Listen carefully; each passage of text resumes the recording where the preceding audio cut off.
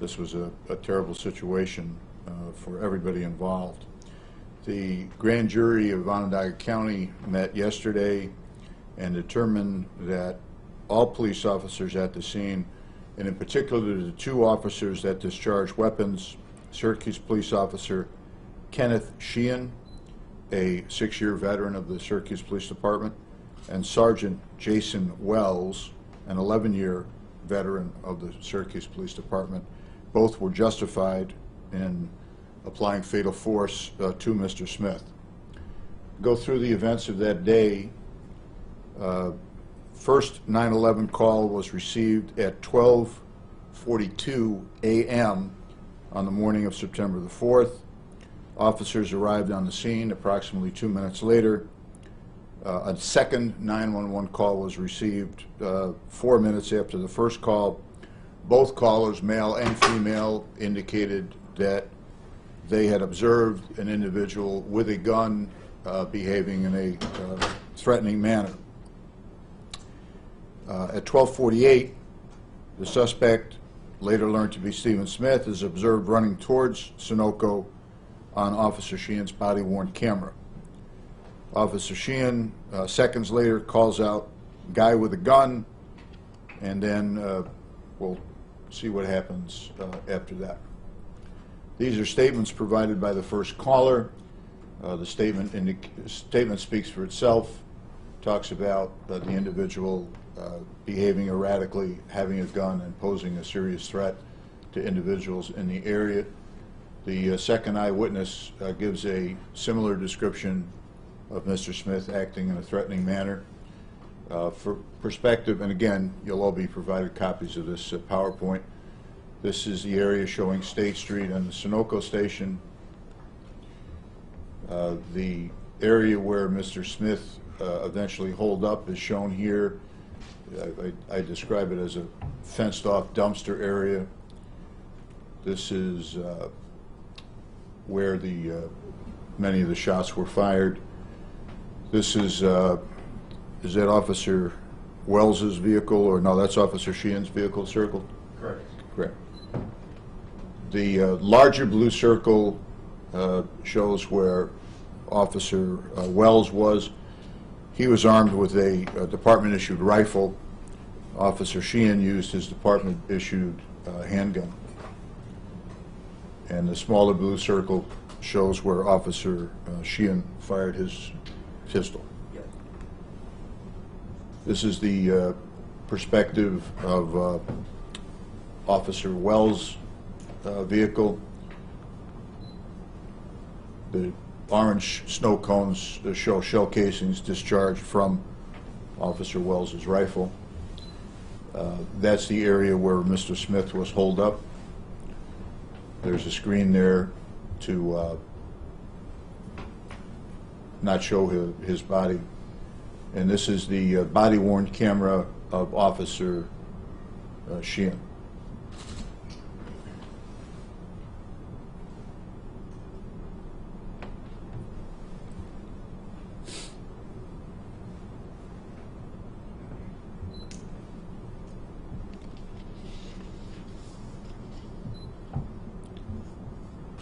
If you're filming this, I'd advise you that there is off-color language, so in addition to the shooting itself. What did he say? What did Canada enforce?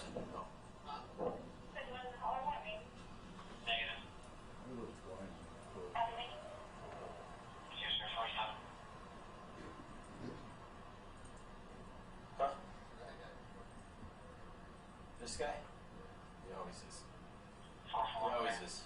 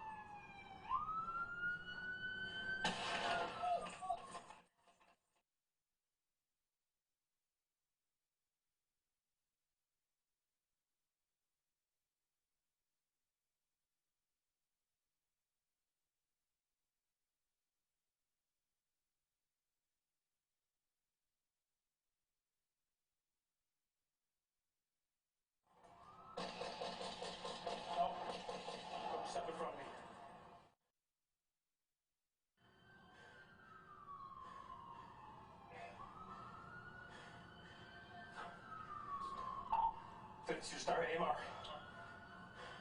They're gone. Take one. No. All responding units stay behind cover.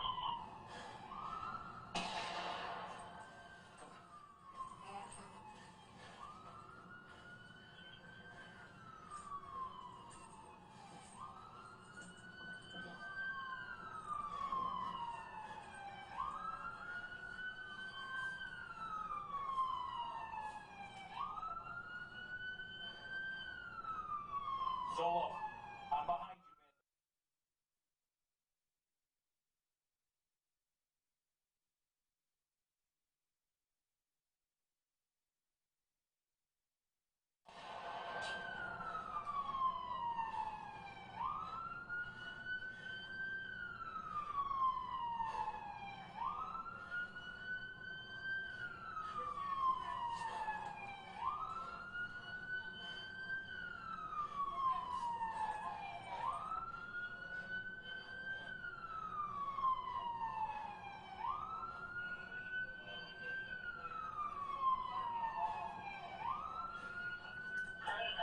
I just took.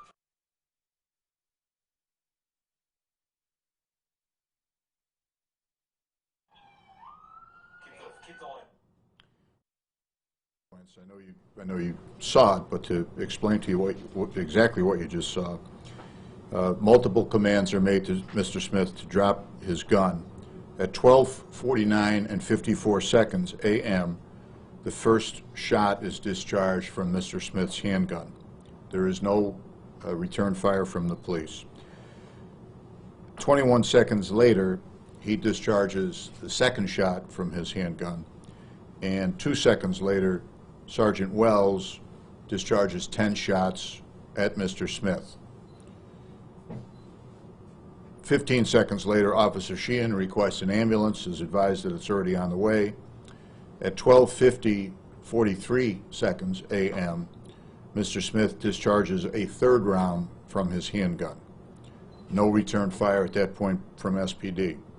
At 12:51 and 16 seconds, Mr. Smith is observed on Officer Sheehan's body-worn camera standing with his arm extended and the handgun pointed towards Sergeant Wells. And at that point, there is contemporaneously a second volley of 8 shots fired by Sergeant Wells and 3 shots fired by Officer Sheehan. And I'll show you part of that in slow motion.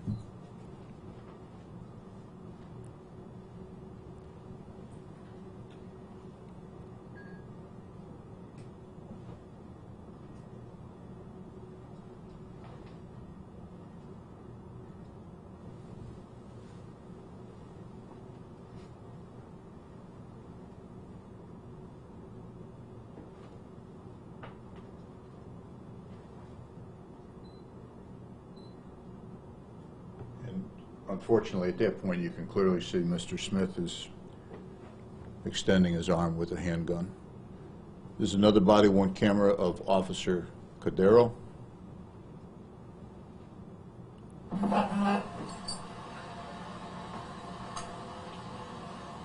What's up, man?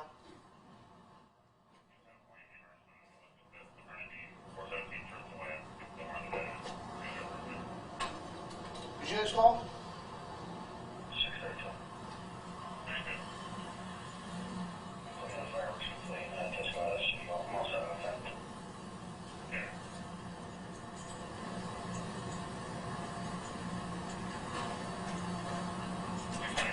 Sorry, did you guys call? No, we didn't. Did you guys see anyone with a black hat, black jacket, and some red pants? No, I just heard that there was someone out there. Alright, you didn't see anyone walk on? Alright. Huh? They didn't call. Huh? Negative.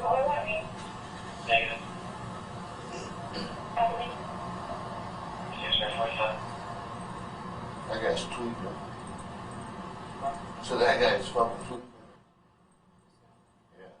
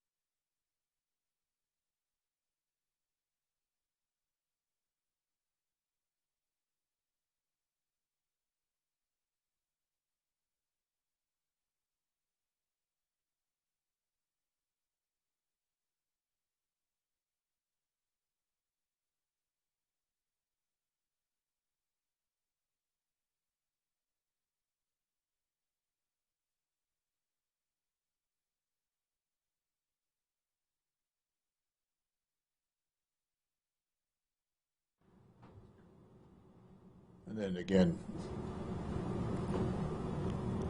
to show Mr. Smith extending his gun in slow motion.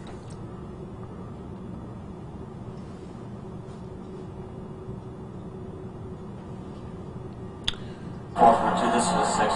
And finally, body-worn camera of Officer Zolo. Now call it caller, now calling back into the suspect behind the church on James Street.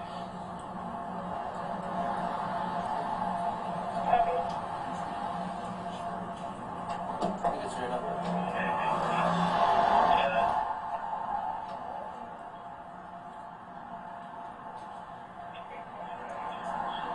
How far up is... I thought the church was right here. Units here advised, she thinks she heard a shot, identical adult running into a white and colored church.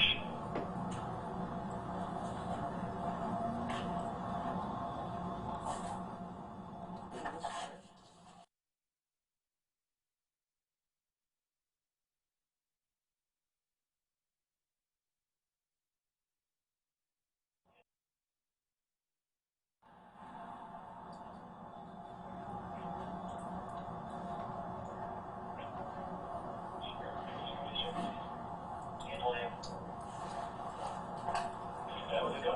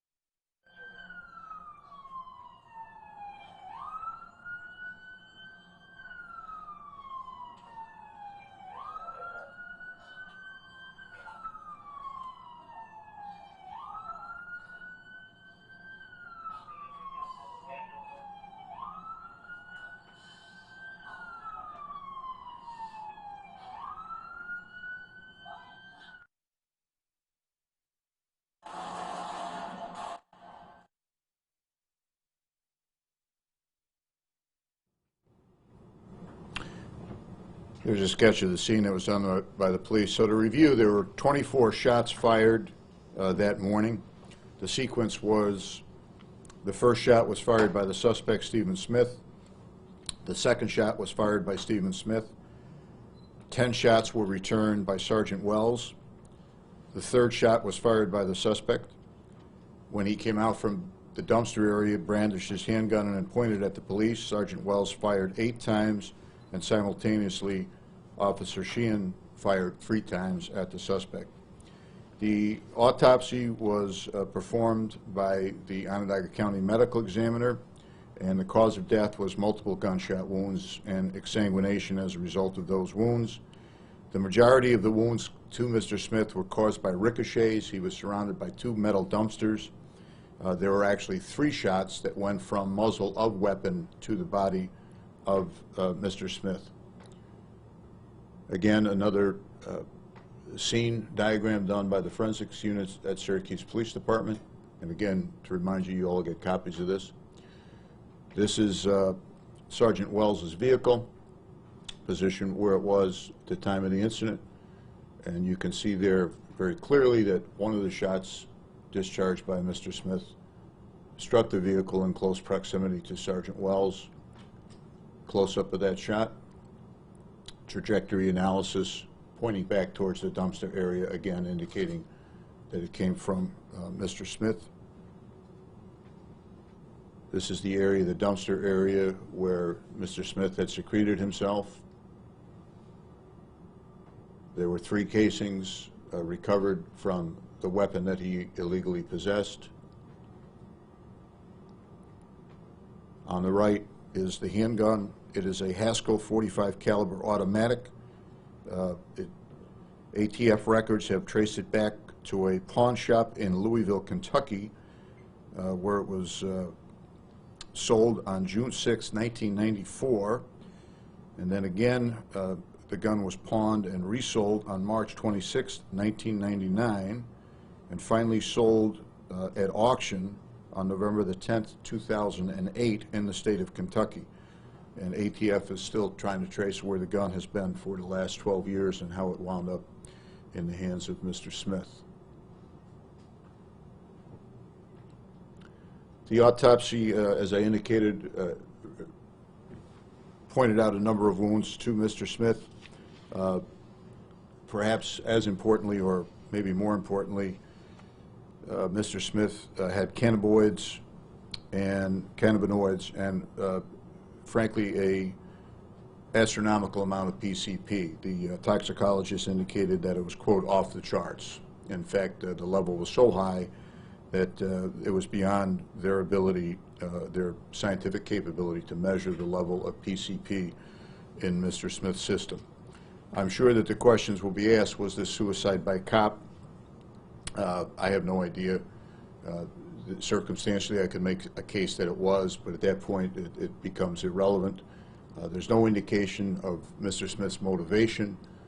You can tell from the body-worn cameras, the audio that you heard, he didn't say anything. He didn't give any indication of why it was that he went on this rampage.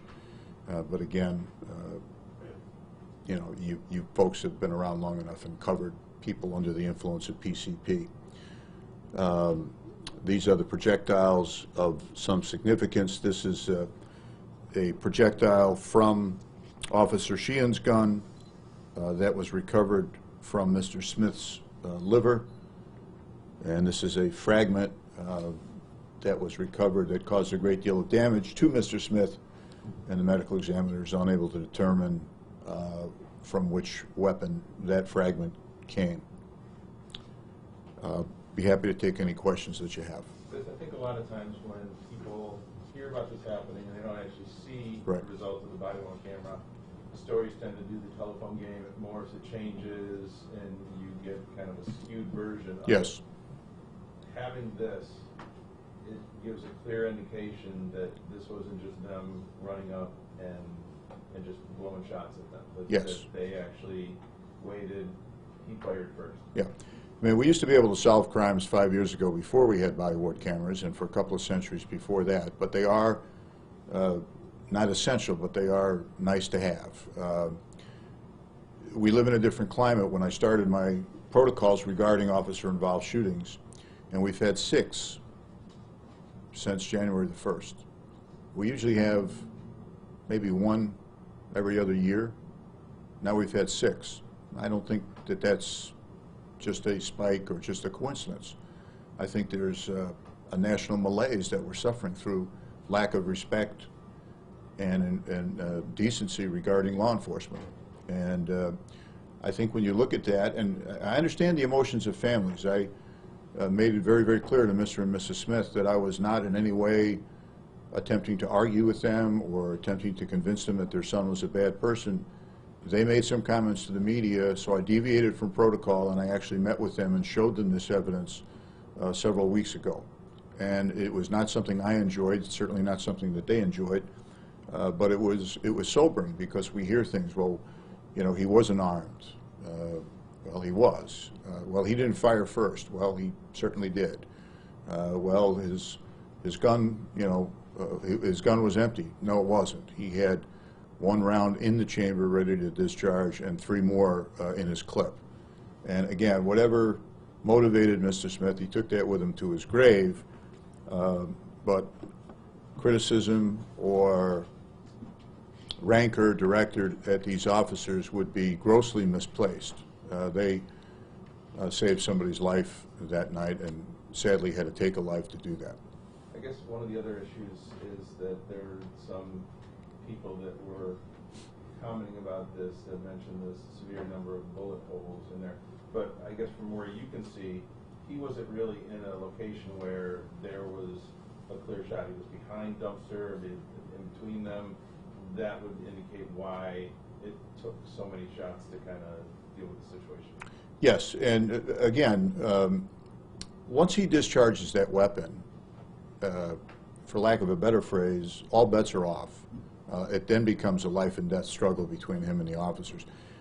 I've heard frequently in this case and in many, many other cases, well, why didn't you shoot him in the leg? Why didn't you, why didn't you tase him? Well, based on the level of PCP in his system, it's highly unlikely that tasing him would have had any effect on him. And in addition to that, I don't think he's going to hold his gun at his side while the officer walks up to get within sufficient distance to actually tase him. In terms of the number of rounds discharged, they were sufficient to meet the force presented against them. When you were able to show the family this, did this change their minds? It was a sobering experience for them, but in terms of their verbal reaction to me, I prefer to keep that private. It was not a rancorous conversation. It was emotional. Not everybody was satisfied when they left the room. But Mr. and Mrs. Smith are mourning the loss of a child. No parent should have to have a child predecease them.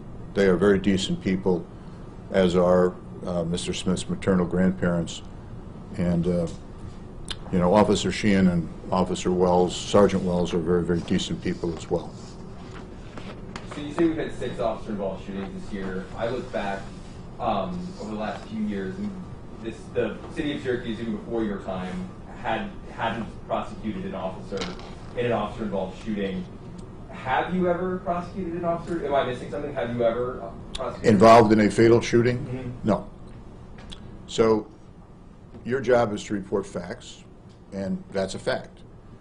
People then make assumptions based on facts that you report. Oh, Fitzpatrick has never prosecuted an officer for killing a civilian.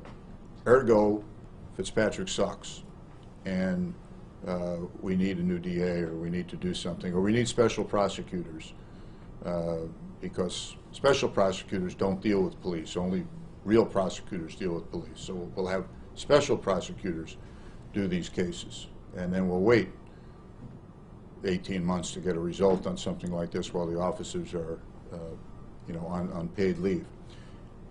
What I say is, in regard to my record involving officer-involved shootings, if someone feels that I dropped the ball on a case, show me the case, and I'll be glad to discuss it with you.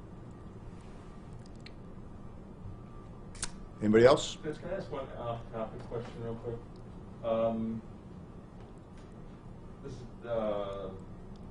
a day 30 years ago where Wally Howard lost his life. Just, your reactions to this day and what happened yesterday as far as the Yeah, we go a little, well, not that far off topic, but yeah, I was in private practice at the time. Wally Howard was assigned to a federal task force attempting to make narcotics arrests here in the city of Syracuse in central New York. He was set up by the people that he was allegedly going to make a drug buy from. One of them was then 17-year-old Bam Bam Lawrence. My predecessor tried Mr. Lawrence in state court. He was convicted. I forget why, but the case was reversed, and Mr. Lawrence came back to Onondaga County Court. I tried him, convicted him again, and his state sentence was 30 to life. He was tried in federal court and received a sentence of life without parole. Subsequently, not in relation specifically to his case, but into a group of cases, the Supreme Court of the United States found that juvenile life without parole was a violation of the cruel and unusual amendment in the United States Constitution. And he was then resentenced in federal court to a term less than his state sentence. So once he became parole eligible, and remarkably, he was paroled his first time. He did the minimum, in effect. I don't think Mr. Lawrence should die in prison, but I think the new wave of parole board members that we have, I don't think that everybody who commits a violent crime should spend the rest of their life in prison. I think you all know that. But when you let cop killers out after serving their minimum sentence, it doesn't really send a great message about respect for law and order in the state of New York. I don't care if it's James Bell, who killed Officer Piagentini and Officer Jones in New York City, or whether it's Bam Bam Lawrence. It was not a pleasant day. Dolores Howard is a dear friend of mine. She's getting on in years, and the thought, apparently he's going to come back and live in Syracuse, and the thought of her someday running into Bam Bam Lawrence on the street, it just sickens me. But I work in the system. I'll respect it, and I'll move on. Just one last thing. Does the 6 officer-involved shootings that have happened since January 1st, and the year's not even over yet, Right. Does it show a disconnect between the police and the community in Syracuse? I think it shows a disconnect between certain members of the community and just civil behavior. In my judgment, having reviewed all 6 of them with these 3 gentlemen over here, as well as Rick Trumpio, to me it shows that I'm a very lucky district attorney to have some extraordinary men and women in uniform who work in this county. Every single one of them, I will argue with anybody about the propriety of the shooting. There isn't a single grand jury, there isn't a single grand juror who has suggested that those officers. This was not Breonna Taylor. And then I'm not going to have grand jurors hold a press conference a month from now and say, we didn't get all the evidence in the Smith shooting. They did. They saw everything that you saw and more. Every other one of those cases was presented to a grand jury fully and fairly. And that's the way it always will be as long as I'm the DA. Thank you all very much. Everybody stay safe, please. I appreciate it. We have Chief A. Dave Coolican will hand out CDs that have what you saw there for public dissemination. Or you can leave them.